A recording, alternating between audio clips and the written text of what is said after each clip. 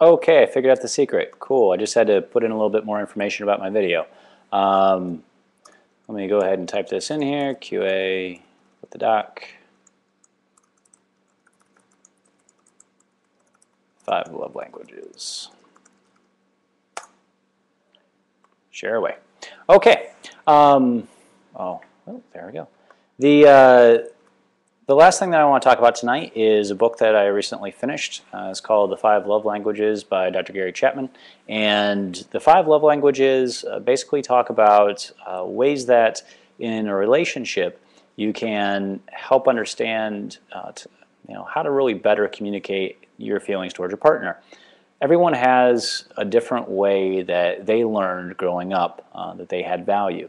And one of the interesting things about love languages is that some theories say that it may change over your lifetime. Dr. Chapman suggests that it might not, but your dialects may change.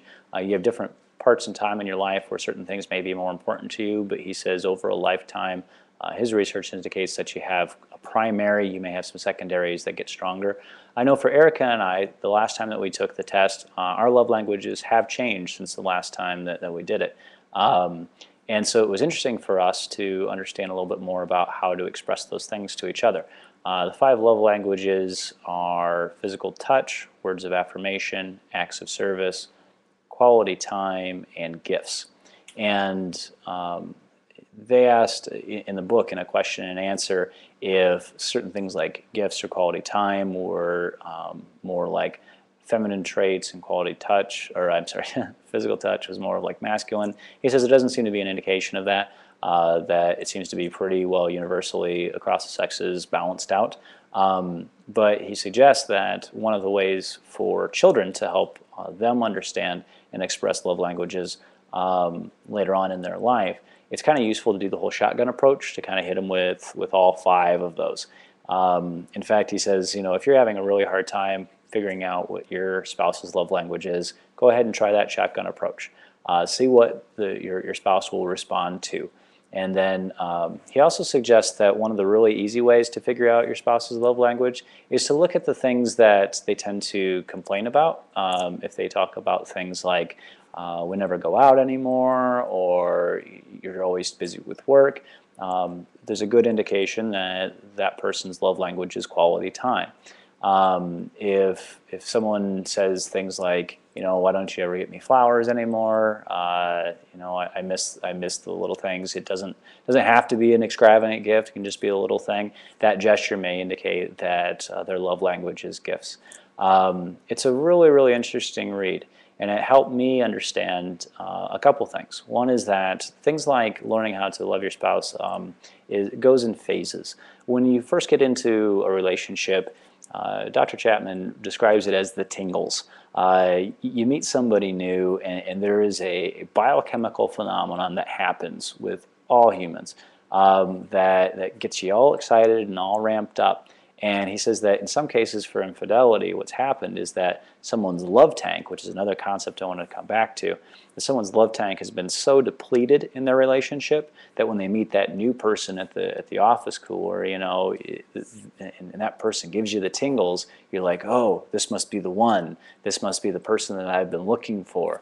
My other significant other really, our relationship isn't there anymore, and so maybe there's something new and fresh here. He says that studies show that within the first 2 years of a relationship, those tingles are probably gone. And so his suggestion is that love is really a choice. It's an action. I've heard someone say that love is a verb, and a lot of times, I think it was Stephen Covey, or no, it wasn't Stephen Covey. Who's the bald guy? Wayne Dyer. Wayne Dyer, I think, was the guy who I heard say that it's a conscious choice every day to go ahead and do an action for somebody, to do that act of service by understanding them. And so even when you feel like your love tank has been depleted, choosing to go ahead and do that for another person is one of those vows that you take when you decide that you want to be with someone for the rest of your life, is to learn their dialect. I watched a movie a while ago where the main character said it in a really interesting way. He said that when you start off in a relationship, it's kind of like you're going to college, and you're really excited about that person, and in that first year or two, you really study everything about them. You really try to get to know them. You're just all ears, and you're always listening to what they had to say and learn what their likes and their dislikes are, so you can use that information to bring in like mixtapes or maybe you're not dorky like me and you never did that, but what are tapes, right? Thank you very much. Yeah, so you're always learning, and that there's a tendency as our relationships go on to graduate, so to speak. You got the girl, you got the guy, and and the necessary studying really isn't there. And so this character was saying, you really have to decide to go from your bachelor's to your PhD to become the expert in your spouse, and it's a continual project and a continual process and a decision that you get to make every day when you wake up. How can I express what I feel for this person, why they're so important, and why am I grateful to have them in their life? So with us discovering things like that our love language is physical touch, let's say, it doesn't necessarily mean that everything happens in the bedroom, that's the only kind of physical touch you do.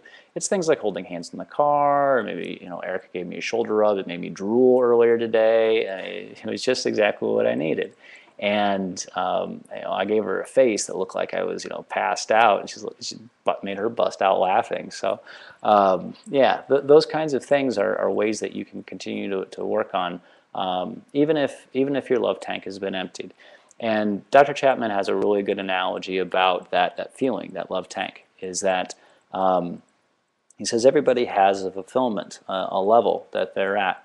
And one of the ways that, as you're in a relationship with your spouse or significant other, the way that you can kind of check in with each other is to ask, is to say, so where are you on a scale of 10? Where's your love tank at?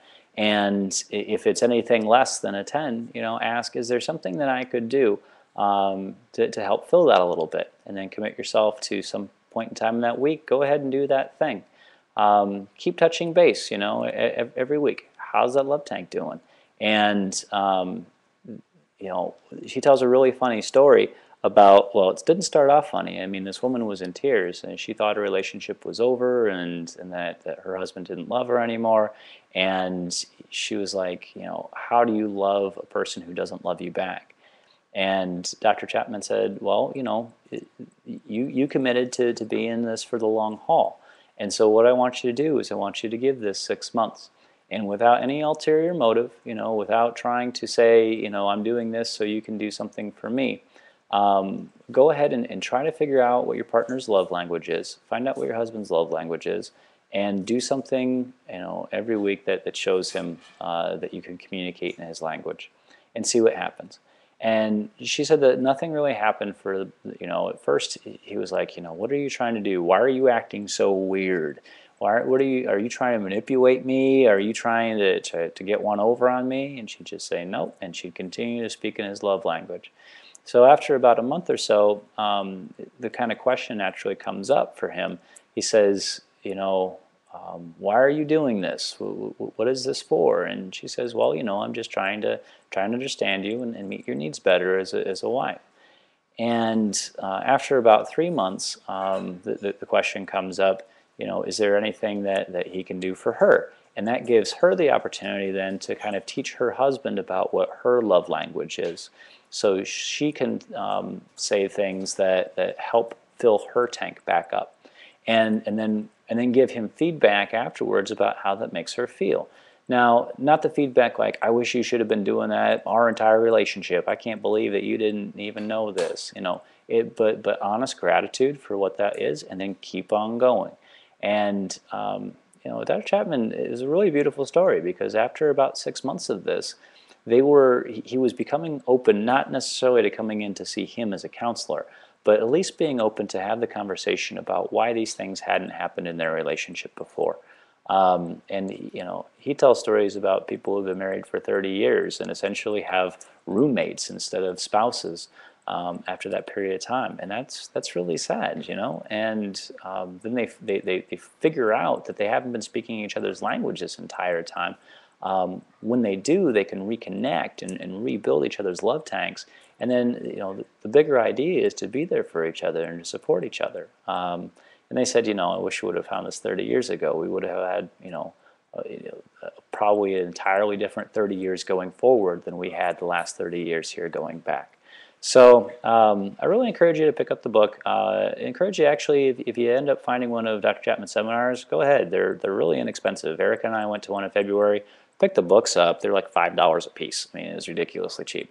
You can get them on Amazon. You know, they make a Love Languages for Guys. That's what I read, and honestly, it's the same book as the 5 Love Languages. He just put in a different preface and afterward. But it's the same book, and he readily admits that. He says, you know, it's just I needed something for dudes to read. So, yeah, if you want to bring one for your spouse, there is one for guys. There is one for children. There is one for singles, and there is one for teenagers.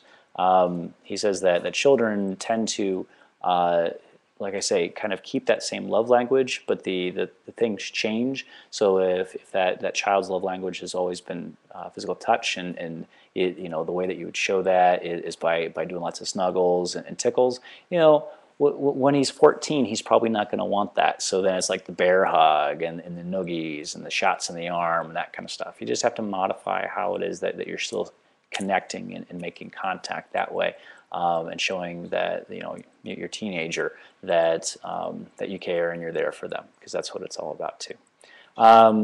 Again, I do question and answer twice a month. I split these up into, you know, eatable parts, consumable parts on YouTube. And if you have any questions, go ahead and find me at Mama's Chiropractic on Facebook. Shoot me an email, doc@mamaschiropractic.com. Thank you.